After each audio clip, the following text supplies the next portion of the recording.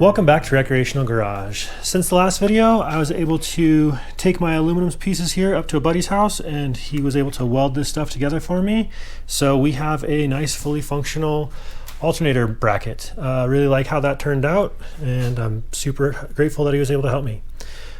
We also started modifying the gas pedal. I added a kind of a riser piece here to lengthen it. We weren't getting enough throw on the gas pedal for it to open the throttle body all the way. So now that that's completed and this is looking good, I'm going to modify the throttle cable length here. So basically you just unscrew this end piece and then I'm going to run it through the hole in the firewall and then mark where I want to cut it, and then we cut this down and then we can run the cable back through it and mark it to cut it as well once everything is in place. So that's where we're going to start. There's still a ton of other stuff to work on under the dash as well as sensor mounts and all those other things. So this is where I'm starting, and then we'll just see what else we get into. Anyway, let's get to it and see what we can get done.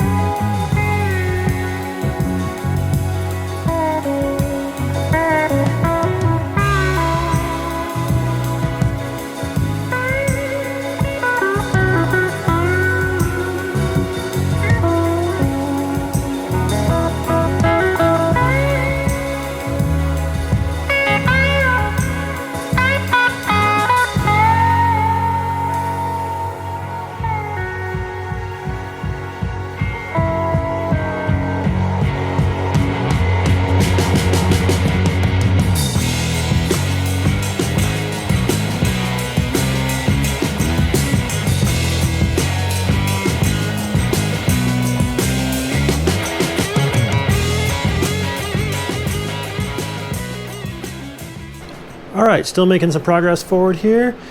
We got the Firewall bulkhead for the wires all in place here, looking really good. I don't know if any of the underdash video really came through very well, but it's kind of hard to film under there, but this is looking good. I'll show you inside the car here now.